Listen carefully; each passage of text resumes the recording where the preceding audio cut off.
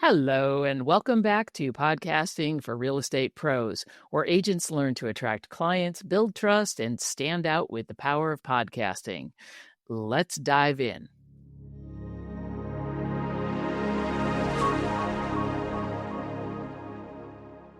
I'm your host, Sue Willoughby, and today we're talking about one of the biggest podcast power moves, repurposing your episode content.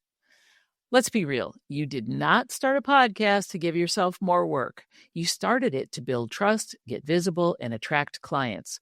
So why not let each episode go just a little bit further? Okay, here's the deal. You don't need to constantly create more and more and more content. What you need to do is get juice out of the content that you already have. So, for example, one podcast episode can become multiple pieces of content. Yes, you heard me correctly. This is where your podcast becomes a content creation machine. Most agents will record a podcast, hit publish, and then that's it. But if you're serious about building authority and staying visible without burning out, repurposing is your secret weapon. This is how you show up in more places without creating from scratch every single time. One episode, multiple touch points. So let's break it down. Here's how the repurposing power play works. First of all, you've got social media posts. So you can take a killer quote or an idea and turn it into an Instagram caption. Use a story or a client example as a reel or a carousel post. You can also pull out one-liners and turn them into graphics. Ask your audience a question or create a poll. That's another way to create content. Second, email newsletters. You can write a short note about why you made the episode. You can pull a quote in from the episode or have it be a takeaway. You can also link the full episode in your newsletter, or if you're so inclined, you can embed the player and then have your episode show up right in your newsletter. You've already done the work. Now let's turn it into a weekly touch point. Number 3, blog posts. These are easily recreated through your transcripts.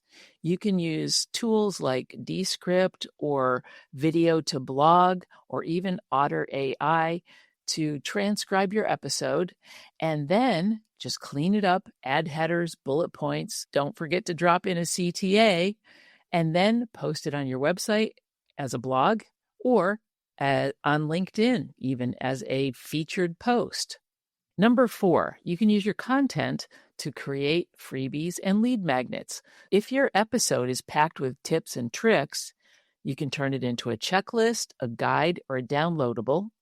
You can package a short framework into a readiness scorecard, and then you can use these to grow your email list. Hey, get my free checklist when you sign up for my newsletter. Number 5, podcast preview clips.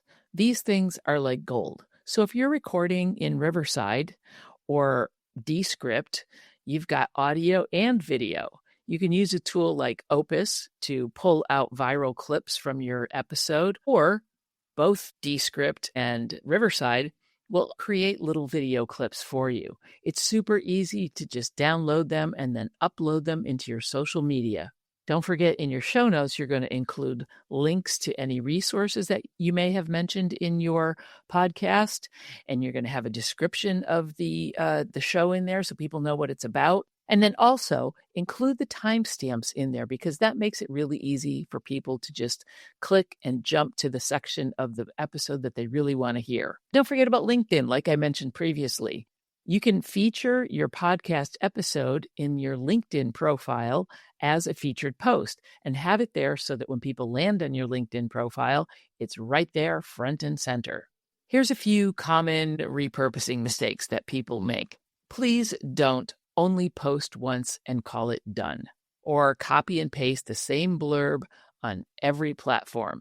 Mix it up a little bit. Use ChatGPT to create a multitude of different types of output for different platforms. Also, don't promote it where your clients aren't hanging out. So if your clients aren't on TikTok, don't put your episodes up on TikTok, because that's not going to be helpful at all. Remember, you don't need to be on all the platforms and all the apps. Just pick the ones that feel right for you and the ones where your clients are going to be. So just to wrap things up here, your podcast isn't just a show, it's a strategy, and you can leverage it to your advantage. When you start repurposing content intentionally, you stay visible, you build trust, and you make your content work for you on repeat.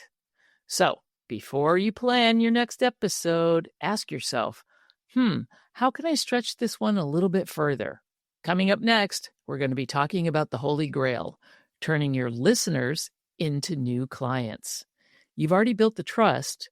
Now let's talk conversion without, of course, sounding salesy, cringy, or weird. Until then, don't create more. Just leverage what you already have. You're sitting on a big pile of gold, kind of like Scrooge McDuck. I'll see you next week.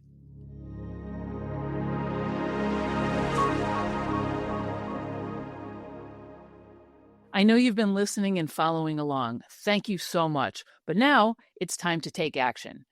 Inside my course, Podcasting for Real Estate Pros, I will walk you step by step from idea to launch. And as a loyal podcast listener, use the code LAUNCH for an exclusive discount and some bonuses at checkout. The course link is in the show notes below, so click it and let's get started.